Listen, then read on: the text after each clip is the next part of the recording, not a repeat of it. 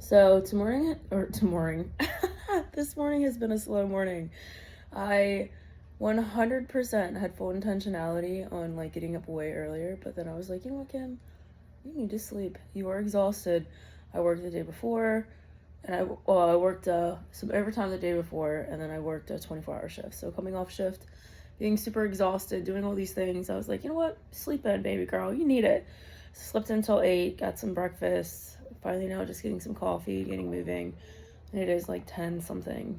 And it's like I'm trying to just allow myself to be like sometimes, because I've learned a lot about the importance of slowing down and just being kind to yourself and gentle, especially on the days where you're just like, you know what, I have zero energy to give right now.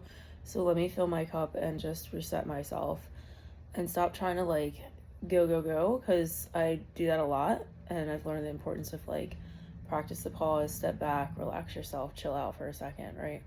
Yesterday was a high intensity day with a lot of working out, so of course my body's going to feel a little bit more run down today, you know? So I'm taking some time, just doing some reflections, being a little bit more gentle with myself today and this morning.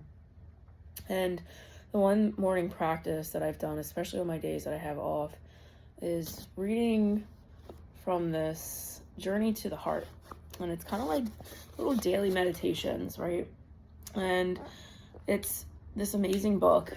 And I just remember when I worked at Empowered, one of the girls that I worked with, Jolene, she's awesome. She's over at Orange Theory Fitness coaching, and she's an incredible coach, an incredible person, not just coach, you know. But she used to teach yoga, you know, and she would always read little passages every single day from this book. And it's awesome because every day they give you a new passage and a new reflection and a new meditation. So I figured like I could share the passage from today because I feel like it was really an important one, and I feel like a lot of people could really benefit from hearing this, right? So here we go. It's May 19th. So don't be afraid of making mistakes. Don't be so afraid of making a mistake. That energy can make more mistakes. It can stop us from even enjoying what we're doing. It can block us from creating freely and making something beautiful. Sometimes it's necessary and important to make mistakes, to fumble around and do something poorly so we can learn to do it better next time. No matter what we're doing or what we're learning, we have to start somewhere. Looking back at the past, we learn by trying, stumbling, falling, and getting back up and trying again. But we wouldn't be where we're at if we didn't even begin where we were. Jump in, begin, and do the task as best as you can. Stop worrying about mistakes and let yourself do it as well as you can right now. If you do it wrong or poorly, you do it over again. And when you do it in an attitude of love, you won't fail. You'll learn something new about yourself, life, and the task at hand. Love yourself enough to try. Let yourself make mistakes. Tell yourself you don't have to do it perfectly. Let yourself have fun while you're learning. Start where you are and do what you can. Learning and getting better will happen from there. You may not always know the best way in the beginning, but if you keep trying, you'll quickly learn to tell when you're on the right track. So I feel like that was so relevant for so many people, and especially myself, because sometimes I get so caught up in the mess of like, I have to do all these things, and I put so much pressure on myself to do it so well, right?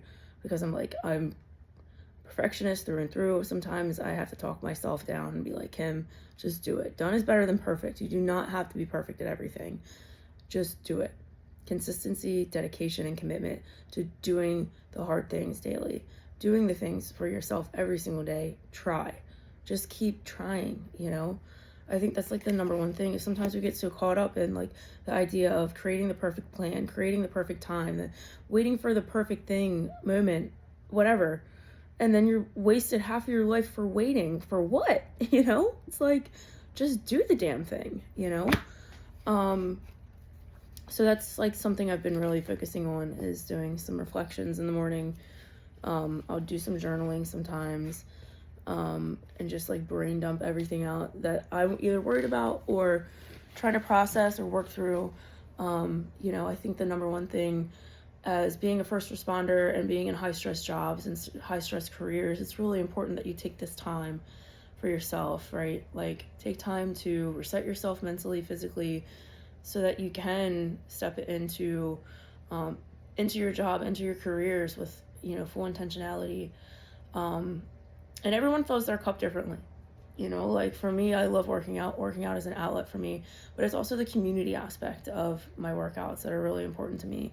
It's the Orange Theory workouts, it's the Prodigy workouts, it's High Rocks, it's like so many different, my running club, like there's so many different things that I do because these are outlets for me, but it also brings the community into the equation here. And it's so important that we do that because a lot of people don't understand the importance of working out. It's not just about moving your body or feeling better, but it's literally about the relationships you create, And the number one study that they put out there on longevity and the reason why people have lived so long, the oldest of the old, and like a true life of meaning and purpose has everything to do with your relationships, So the quality of your relationships directly impacts how long you live, So how amazing is that?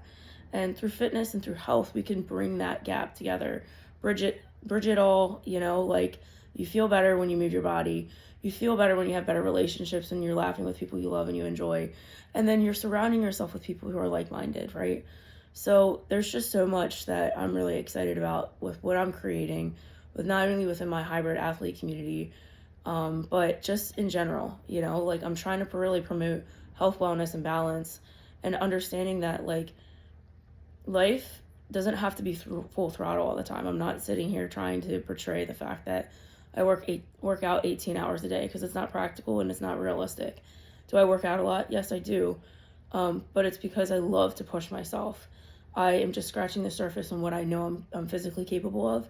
I'm really looking forward to taking my body to the next level, yet alone like what my athletes can do, So I'm just really, really excited for what's to come. I have a lot of events coming up in May. So May 25th is Memorial Day. I'm going to be doing the Murph Challenge over at the PTSC for my fire department through the St. Florian's Brigade. And we're basically going to do a Murph Challenge, right? I'm not really 100% sure if everyone knows what that is. But basically the Murph is a workout paying tribute to Lieutenant Murphy, who lost his life in the battle, paid the ultimate sacrifice for us in our nation. He was a Navy SEAL. He did this workout every single day because that's what he did. He embraced discomfort. He embraced challenge. He pushed himself every single day. So every year, communities everywhere, fitness communities everywhere, do this challenge or do this workout in his memory, and it's a 1 mile run, 100 pull-ups, 200 push-ups, 300 squats, and then you finish up with another mile run. Now, from my perspective, I remember the first time I did Murph, I was like, oh my God, this is crazy. These are some high numbers. Yes, it is some high numbers. Yes, it's hard. It's going to push you, but that's the point of this workout, right? We're not going to do 100 straight pull-ups. If you want to do it RX, what they call like to the exact T, you're supposed to do it with a 15-pound vest, all this jazz, right? It doesn't have to be like that, yo. Like you can sit there and do it body weight. You can break it up into like 5 sets of whatever, like we're going to have options. So it's not going to be crazy. I just want you to know that I plan on posting some videos later today as well on options for modifications for Murph, right? If you can't run, you can row. If you can't row, like bike. I mean, there's options out there, guys. I don't want you to say to yourself, you can't do this workout because of where you're at. I want you to do this workout to the best of your abilities, scale it to whatever you can do, and do it for a good cause. That is what we're doing it. We're paying it to tribute, somebody who paid the ultimate sacrifice. Our men and women that are overseas right now, I mean, my heart goes out to them because what is going on, we don't know the specifics of. And that's what I reflect on a lot is like when I was overseas, there's a lot that goes on behind the scenes when you're deployed and in a deployed environment that nobody knows about. So these men and women are really sacrificing so much of their comfort, of their peace, of their sanity, and, trying to serve our country. And they're doing so much for us that we don't even know about. So I'm just so grateful for them. So I'm also doing it for them. I'm doing it for all the men and women that have paid the ultimate sacrifice. That's why I push myself every single day in the gym because ultimately it's not about me. I'm in this uniform. I wear multiple uniforms, fire department, military, like those uniforms I wear with pride, and I push myself physically every day because people count on me to show up for them, so I want everyone to show up for this workout and to do the best that they can. That's really all we can do, so I'm going to be doing that with our department on Monday. I'm just going to try to push it out and see if I can get as many people, even if you're working, because I think it might be C shift. If you're working, try to get your crews together, do your workout. I'll post some options for people so that like you don't have to do it to the exact T. Like you can scale it back with the row, scale it back with the bike. Do what you can do, right? There's going to be options like, if you can't do pull-ups, you can do inverted rows or bent over dumbbell rows. If you can't do push-ups on your toes, like do it on the wall, do it on a bench. Like there's options, just scale things back to whatever you can do. And we're going to break it down in different sets. So I'll be doing that on the 25th with my department. And then I'm also going to be doing the Murph Challenge at my base. I believe it's Sunday, June 7th. Don't quote me on that. I think it's the first weekend in June. I'll give you guys a time and everything because I'm basically going to open it up to all of my hybrid athletes and anyone that wants to come. So anybody that is a friend, a follower, or whatever that wants to come to this base, you just have to give me your information and let me know that you want to come because our security forces has to do a checkpoint with you and make sure that you're good and you're not like some crazy person, right? So I would just need your information and then we can get you involved in doing our base Murph that we have every year, which is really awesome. It's a whole vibe, guys. And I'm going to be hosting that. So I'll be helping our student fighters run through it, helping our base run through it. And I think it'll be a really, really great event. Just really, really excited for that. Shout out to Brooke Parks, the recruiter that we have over at base. She's awesome. She's, hosting it this year. Tech Sergeant Brooke, wow, I'm like really tired. I'm so sorry. Shout out to her for hosting this awesome event. I'm just really looking forward to pushing our members, pushing each other, supporting each other, doing it for a great cause. I'm just really excited about that. And then on May 30th, which is not this weekend, but the following weekend, I'm going to be doing a Mythbusters edition of health, nutrition, and wellness. So there's so many myths out there, everything from like, I should never eat a carb and like keto, right? To I need to do all this cardio just to lose weight. No, Susan, get off the treadmill. Let's talk about it, okay? So I'm going to be doing that at the Comfy Cup. I'll be posting the flyer momentarily. I just had some edits I had to, edit it and make sure they're good with before I put it up there. But I'll be doing that. That's going to be our main info session for all my hybrid athletes.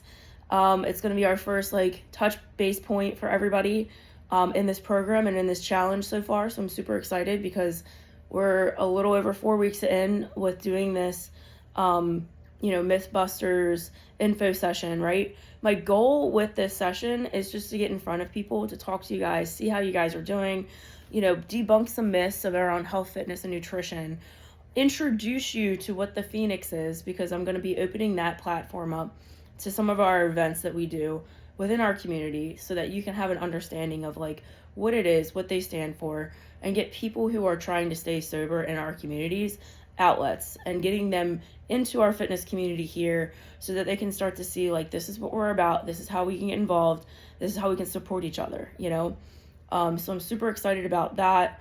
Like I said, that's going to be May 30th. I think the time I said was either 10 or 11, but I'll post a flyer about it so you guys can get the info. That I'm really, really excited about. And then we're going to follow it up with a track workout afterwards. So we'll get something in, not anything too crazy. If you have a dumbbell or a kettlebell, show up with that because that'll be really beneficial. We aren't going to do it at the Comfy Cup because they don't have that much space and they got a lot of people on the weekend. So I'm not trying to, do a workout in their space or their facility like that. We will meet there to chat, get some coffee. It's a great vibe. It's a cute local coffee shop. I absolutely love them. And I'm really thankful that they're supporting me so that we can do events like this there. And then we'll, meet at a local track afterwards and go from there just to get our workout in. So I'm really looking forward to what May has in store for the rest of the month. There's a lot of big things coming down the pipeline. Really, really excited for what's to come. And I just look forward to growing this YouTube channel, this amazing community that's on this online platform. So grateful for it. And, you know, just really, really, really thankful to be where I am right now. Come very far from about a year ago, and I just look forward to sharing my story, sharing what my experience has been through mental health, through the fire department, through the military, through personal training and everything. So I'm just really grateful I have an opportunity now to help people on a different level. And yeah, so I'm gonna get off of here. I'm gonna go hit this Orange Theory workout with Marisa soon. So yeah, I'll talk to you guys later. Hope you have a great day, y'all.